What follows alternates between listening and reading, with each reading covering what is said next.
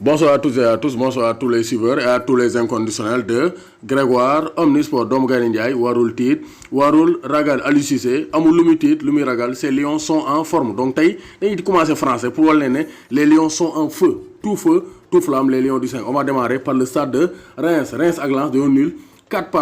partout kii daa dugal 4 kii dugal 4 mais Reims kan moo dugal seen but il y a un certain Boulaye Dia doublé de Boulaye Dia la dernière fois triplé cette fois-ci doublé Boulaye Dia ku ñemee na nga taxaw ku ragal na nga daw Boulaye ngi ñëw lakk caax yi donc Boulaye Dia a réalisé un doublé 54e minute de jeu et 81e minute de jeu yemul foofu mu ne man lakk naa caax yi mais aussi fa ma passe sama gars yi ñu dugal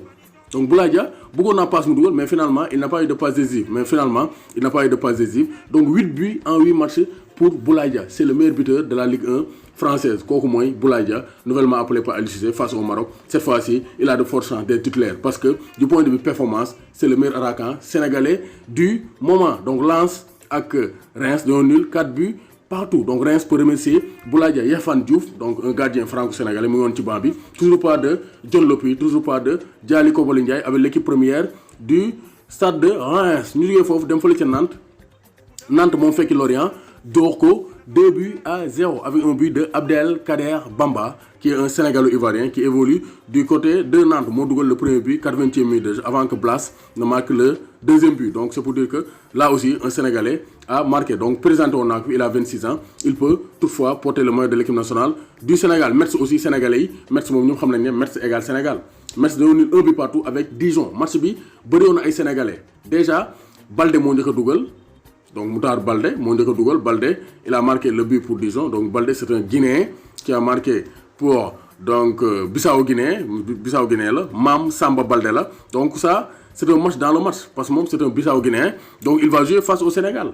donc déjà dugal na face à des Sénégalais mais les Sénégalais ont répondu en l'occurrence Pape Ndiaga Yade qui a marqué son premier but en Ligue 1 donc Pape Ndiaga Yade vraiment c'est le très haut niveau donc l'enfant de Saint-Louis a marqué son premier but à la 21e minute de jeu donc tey Frédéric Antonetti a décidé de lui donner du temps de jeu parce que match yi faate yëpp ils étaient remplaçants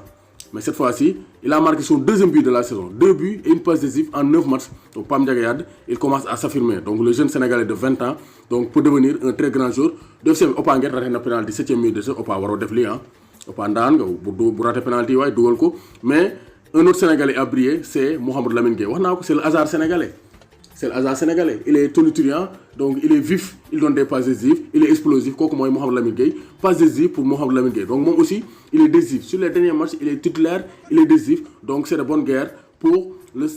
FC Metz parce que trio d'attaque Metz bi il y avait Pape Ndiaga Yade à gauche Mouhamadou Lamine Gueye à droite et en attaque on avait Opa Nguet donc il y a pas de souci le Sénégal a une très bonne relève surtout au FC Metz vraiment c'est le haut niveau Metz peut compter sur les Sénégalais pour bien rester en Ligue 1 français Pape Matar Sarr mu ngi woon ci banc bi de Pape Matar Sarr bu ñu ko fàtte mu ngi woon ci banc bi actuellement mu ngi seetaan gars yi donc booy bu duggee terrain yi ñëpp kontaan c'est le Tony Kroos sénégalais côté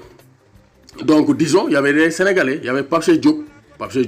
dugg na remplaçant 83e minute de jeu Moussa Konaté aussi dugg na remplaçant 63e minute de jeu mais ñoom ñaar kenn décisif aussi defuñu performance bu jéggi dayoo ñu jógee foofu dem fële ca Belgique kan moo fa ne boo nee Belgique da nga naan Krépin Diatta ak Youssoupha Badji ñoom aussi ils ont gagné 3-1 c'est le très haut niveau ils ont participé à la victoire de Bruges 3-1 lañ door avec un but de Krépin Diatta donc Krépin Diatta ren moom ku yóbbu donc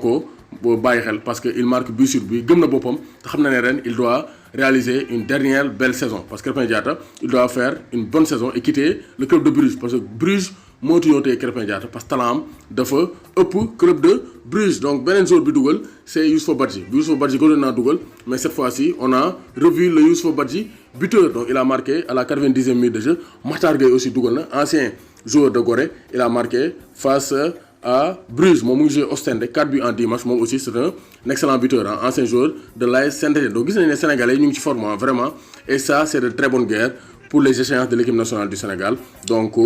pour la CAN 2022 mais aussi pour la Coupe du Monde 2022 fële ca Qatar fële ca Turquie aussi les Sénégalais ont joué loolu aussi bu ñu ko fàtte Turquie donc Ankaragucu bu donc Assane Dioufé titulaire génn à la donc 46e minute de jeu moom ak Fatick Karam Group bu Pape Ndiaye Alassane Ndao dañoo nul 2 buts partout donc match nul entre les Sénégalais Mbaye Diagne qui n'a pas joué face à Sivaspor donc Galatasaray moo dóor 2 buts à 1 Issam Bachir bu Demba Ba moo dóor donc Diengler Birligui ancien club bu Abdoulaye Diallo 2 buts à 1 donc Ataï Sport moo dóor 1 but à 0 Kayseri Sport avec un but de qui laaj dans leen kan moo dugal bitu Ataï Sport c'est Mame Biram Diouf donc Mame Biram Diouf ba léegi deewagul ah il marque but sur but